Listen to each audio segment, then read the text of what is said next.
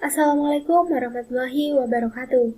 Pertama-tama, marilah kita panjatkan puji dan syukur kita atas kehadirat Allah Subhanahu wa Ta'ala yang telah memberikan kita rahmat kesehatan dan keselamatan hingga hari ini. Tak lupa pula kami mengucapkan terima kasih kepada Ibu Ratna Yulinda MPD selaku dosen pengampu mata kuliah ini dan teman-teman sekalian yang berbahagia. Pada kesempatan kali ini, kami akan menyampaikan hasil tugas kelompok kami mengenai transport sel beserta contohnya yang telah kami selesaikan. Sebelum kami memulai untuk menyampaikan materi, izinkanlah kami memperkenalkan anggota dari kelompok kami. Anggota dari kelompok kami di sini ada Frisila Rahmadayanti, Siti Latifah, Hadiah, Nur Aulia Aziza, dan Davina Aziza. Baiklah, kita akan memasuki materi pada kali ini. Sebelum kita membahas lebih jauh mengenai transport sel, kita harus mengetahui dulu definisi dari transport sel itu sendiri. Di sini dapat dilihat, transport sel yaitu transport pada membran sel atau proses transport zat. Berbagai macam molekul seperti glukosa, oksigen, dan karbon dioksida senantiasa harus melewati membran sel untuk keluar masuk sel dalam proses metabolisme. Di sini dapat dilihat peta konsep mengenai mekanisme transport. Di sini mekanisme transport terdiri atas dua. Yang pertama transport pasif dan yang kedua transport aktif. Dalam transport pasif terdiri atas difusi, difusi berfasilitas, dan osmosis. Dan pada transport aktif terdiri atas transport aktif primer dan sekunder, eksositosis, dan endositosis. Dan dalam endositosis ini terbagi lagi menjadi fagositosis, pinositosis, dan endositosis dengan bantuan reseptor. Oke, untuk materi selanjutnya akan disampaikan oleh teman kami yaitu Frisila. Baik, terima kasih kepada Siti Latifah atas waktunya. Di sini saya akan menjelaskan tentang proses osmosis. Apa itu osmosis? Osmosis adalah proses perpindahan suatu zat atau molekul dari gradian berkonsentrasi rendah ke gradian berkonsentrasi tinggi. Berikut ini merupakan pengertian dari osmosis. Teman-teman semua dapat kita lihat bahwa pada bagian bawah ini terdapat gambar tabung berbentuk U, di mana di dalam tabung ini terdapat zat pelarut seperti gula dan zat pelarut yaitu air. Pada gambar bagian sebelah kiri dapat kita lihat bahwa gula lebih sedikit dibandingkan dengan air. Namun pada gambar sebelah kanan dapat kita lihat bahwa gula lebih banyak daripada air. Nah, kalau pada proses difusi yang berpindahnya itu adalah gula. Tapi karena di sini ada membran selektif permeabel, maka yang berpindah bukan gula tetapi air. Karena gula merupakan zat yang sangat besar sehingga tidak dapat melewati membran selektif permeabel ini tadi. Perlu diingat bahwa pada proses osmosis yang berpindahnya itu adalah zat pelarut, bukan zat terlarut. Nah, berikut ini merupakan contoh osmosis yang sering kita temui dalam kehidupan kita sehari-hari.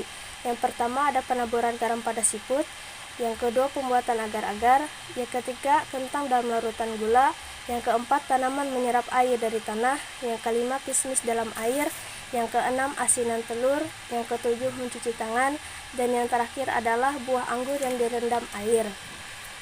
Baik, selanjutnya untuk contoh penjelasan osmosis akan dijelaskan oleh salah satu teman kami, yaitu Aulia Azizah. Baiklah, saya akan melanjutkan penjelasan tentang contoh osmosis pada siput. Di sini, kami telah mengambil contoh osmosis yaitu penaburan garam pada siput. Sebelumnya, terpikir, semisal ada siput di halaman rumah dan terlihat memakan tanaman kesayangan kita, hal tersebut terkadang membuat kita jengkel dan merasa ingin mengusirnya. Ternyata, ada cara yang bisa digunakan untuk mengusir siput tersebut.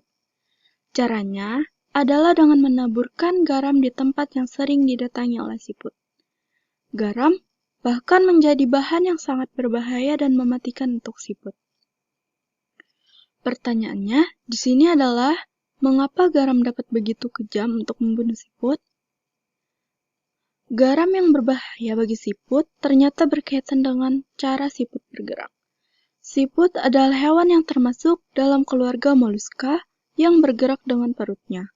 Siput akan mengeluarkan lendir yang licin, terutama dari perutnya, sehingga membantu siput untuk berpindah tempat dan menghasilkan jejak lendir. Baiklah, sekian penjelasan tentang contoh osmosis pada siput. Selanjutnya, proses osmosis pada siput akan disampaikan oleh teman kita, Davina.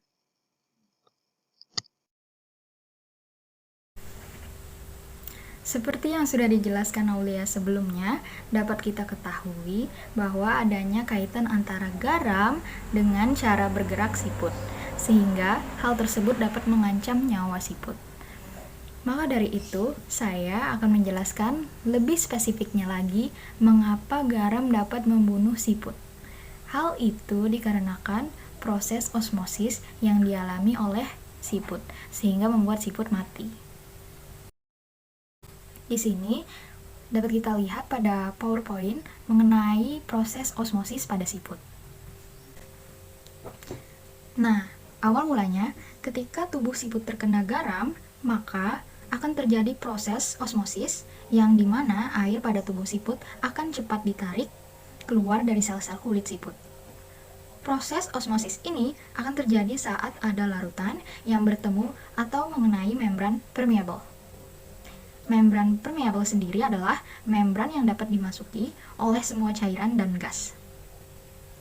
Tubuh siput sendiri terdiri dari sel-sel yang dianggap sebagai kantung organel yang dilapisi oleh membran sel, sehingga membuat siput mengalami dehidrasi karena cairan dalam tubuhnya keluar. Hal ini dikarenakan larutan garam memiliki konsentrasi yang lebih tinggi dibanding cairan pada tubuh siput.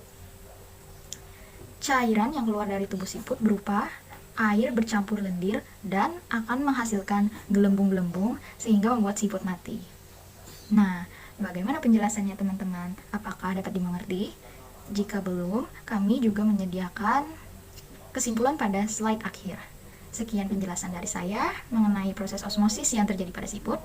Slide berikutnya akan disambung oleh teman kita, Dia. Baiklah, berikut akan kami sajikan sebuah video untuk mendalami pemahaman kita.